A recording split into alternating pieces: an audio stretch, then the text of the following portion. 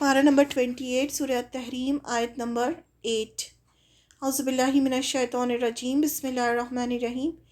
یا ایھا الذین، اے لوگوں جو آمنو ایمان لائے ہو، توبو توبہ کرو، اللہ طرف اللہ کے، توبتاً توبہ کرنا، نصوحاً خالص توبہ کرو، عسیٰ امید ہے، ربکم رب تمہارا، ان کی یکفرا وہ دور کر دے گا، انکم تم سے، سیئاتکم برائیاں تمہاری، ویدخلکم اور وہ داخل کر دے گا تمہیں، جنات باغات میں، تجری بہتی ہیں، من تحتہا اس کے نیچے سے، الانہار نہریں، یوما جس دن، لا یخزی نہ رسوا کرے گا اللہ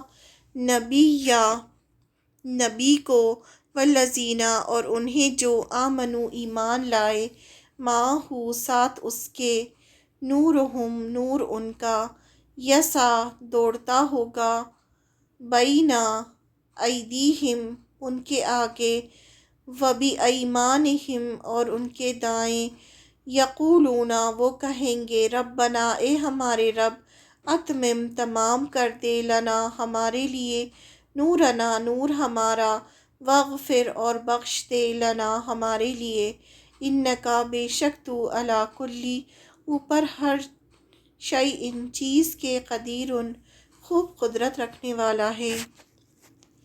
اے ایمان والو، اللہ کے حضور سچی توبہ کرو، کچھ بعید نہیں، بعید یعنی دور نہیں، کہ تمہارا پروردگار تمہاری برائیاں تم سے دور کر دے اور تمہیں ایسے باغات میں داخل کر دے جن کے نیچے نہریں بہتی ہیں، اس دن جب اللہ نبی کو اور جو لوگ اس کے ساتھ ایمان لائے ہیں ان کو رسوا نہیں کرے گا، ان کا نور ان کے آگے اور ان کے دائیں طرف دوڑ رہا ہوگا، وہ کہہ رہے ہوں گے، اے ہمارے پروردگار، ہمارے لیے اس نور کو مکمل کر دیجئے اور ہماری مغفرت فرما دیجئے، یقیناً آپ ہر چیز پر پوری قدرت رکھنے والے ہیں۔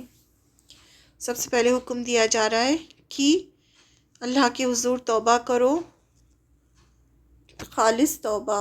تو توبہ کی شرطیں کیا ہیں؟ اللہ سے توبہ کرنے کی شرطیں۔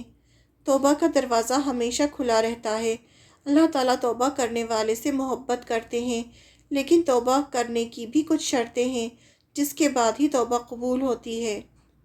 پہلی شرط ہے، جو بھی گناہ کیا ہو اس پر ندامت ہو، شرمندگی ہو، پچھتاوا ہو، گلٹ ہو، جو انسان کو اندر ہی اندر پریشان کرے کہ اس سے گناہ ہوا ہے۔ اس ندامت اور پچھتاوے کے بعد انسان اللہ سے معافی مانگے اور اس گناہ کو چھوڑ دے، اپنے آپ کو سدھار لے، اچھے کام کرنے لگے تاکہ اللہ تعالیٰ اس سے خوش ہو جائیں۔ اگر کسی بندے کے ساتھ کوئی زیادتی کی ہے تو اس سے معافی مانگ لے، جو اس کا نقصان کیا ہے اسے پورا کر دے، آگے کبھی بھی وہ گناہ نہ کرنے کی قسم کھائے۔ یعنی یہ سب توبہ کی شرطیں ہیں، یہ ہے خالص توبہ۔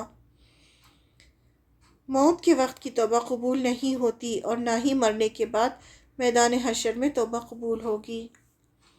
سچی توبہ سے کیا ہوگا؟ اللہ تعالیٰ فرماتے ہیں، اے ایمان والو، اللہ کے حضور سچی توبہ کرو، کچھ بعید نہیں کہ تمہارا پروردگار تمہاری برائیاں تم سے دور کر دے۔ تو کیا ہوگا سچی توبہ سے؟ اللہ تعالیٰ ہماری برائیاں ہم سے دور کر دیں گے، اور کیا کریں گے؟ ہمیں ایسے باغات میں داخل کریں گے جس کے نیچے نہریں بہتی ہوں گی،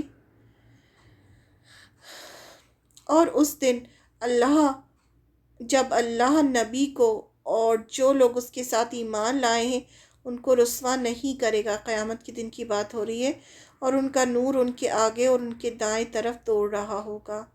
یہ کب کی بات کی جا رہی ہے؟ یہ دعا اہل ایمان اس وقت کریں گے جب منافقین کا نور بجھا دیا جائے گا۔ اہل ایمان کہیں گے، جنت میں داخل ہونے تک ہمارے اس نور کو باقی رکھنا اور اسے پورا رکھنا۔ یہ کب ہوگا؟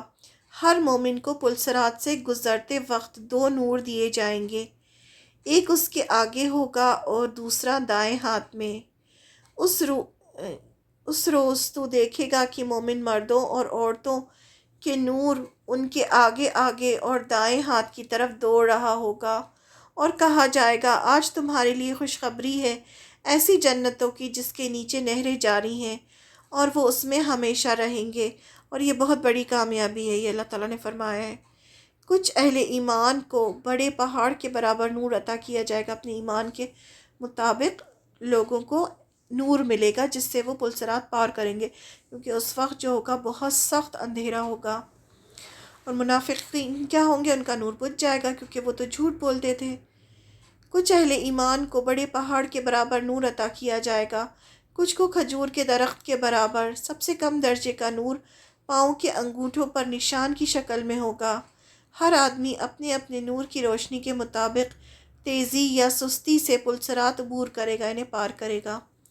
حضرت عبداللہ بن مسعود رضی اللہ عنہ روایت کرتے ہیں کہ نبی اکرم صلی اللہ علیہ وسلم نے فرمایا، میدان حشر میں اللہ تعالیٰ کو سجدہ کرنے کے بعد اللہ تعالیٰ فرمائیں گے اپنا سر اٹھاؤ، مومن اپنے سر اٹھائیں گے، تب اللہ تعالیٰ انہیں ان کے اعمال کے مطابق نور عطا فرمائیں گے۔ ان میں سے بعض کو بڑے پہاڑ کے برابر نور دیا جائے گا جو ان کے آگے آگے دوڑے گا، کچھ کو اس سے چھوٹا نور دیا جائے گا، کچھ کو کھجور کے برابر نور دیا جائے گا جو اس کے ہاتھ میں ہوگا، کچھ کو اس سے چھوٹا نور دیا جائے گا، حتیٰ کہ سب سے چھوٹا نور جسے دیا جائے گا وہ آدمی کے پاؤں کے انگوٹھے پر ہوگا، جو ایک بار روشن ہوگا ایک بار بجھے گا۔ جب وہ روشن ہوگا تو آدمی چلے گا، جب بجھے گا تو آدمی کھڑا ہو جائے گا۔ آپ صلی اللہ علیہ وسلم نے ارشاد فرمایا، آپ صلی اللہ علیہ وسلم ان کے آگے ہوں گے اور انہیں آگ سے گزرنے کے لیے صراط کے کنارے پر لے جائیں گے۔ صراط کا نشان تلوار کی دھار کی طرح باریک نظر آئے گا۔ انہیں حکم دیا جائے گا صراط سے گزرو، تو ہر آدمی اپنے نور کے مطابق صراط یعنی وہ پل صراط ہوگا نا، اس سے گزرے گا۔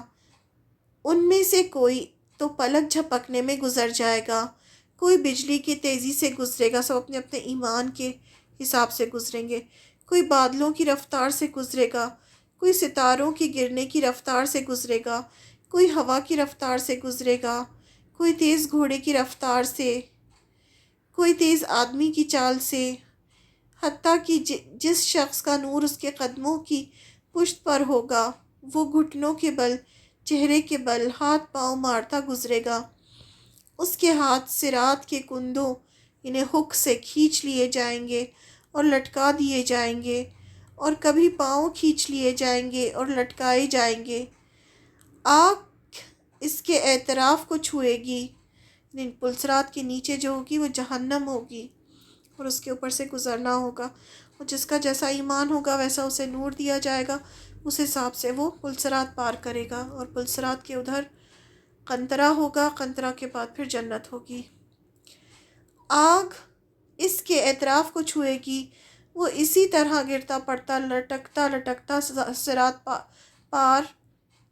صراط پر چلتا رہے گا یہاں تک کہ صراط پار کر لے گا۔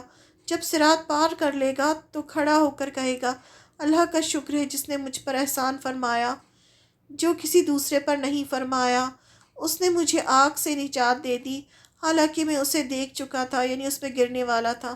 اسے طبرانی اور حاکم نے روایت کیا ہے۔ یعنی یہ سب آخرت کا معاملہ جو ہے وہ اتنا آسان نہیں ہے، ہمیں لگتا ہے نا کہ بس مر جائیں گے اس کے بعد دیکھا جائے گا۔ آخرت، میدان حشر، سب سے پہلے تو قبر کے سوال، پھر آخرت تک قبر میں کیا حشر ہوگا، پھر اس کے بعد میدان حشر، پھر سوال جواب، اس کے بعد یہ پل صراط، مطلب 50,000 سال کا ٹائم ہوگا نا میدان حشر کا، اور یہ سب چیزیں ہو رہی ہوں گی۔ اس کے بعد پھر فائنلی جنت، اور جنہوں نے کبیرہ گناہ کیا ہوگا وہ پہلے جہنم میں جائیں گے۔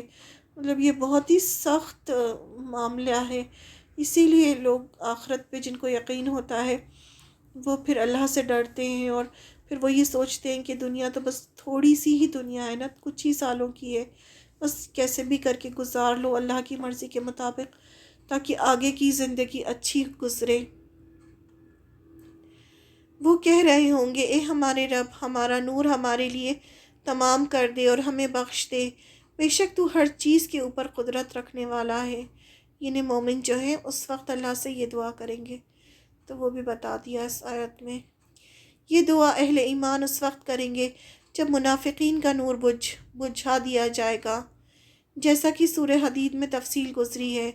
اہل ایمان کہیں گے جنت میں داخل ہونے تک ہمارے اس نور کو باقی رکھ اور ہمیں بخش دے، بے شک تو ہر چیز کے اوپر قدرت رکھنے والا ہے۔ تو اس طرح سے اللہ سے دعا کریں گے، تو وہ سب اللہ تعالیٰ نے یہاں پہلے سے بتا دیا۔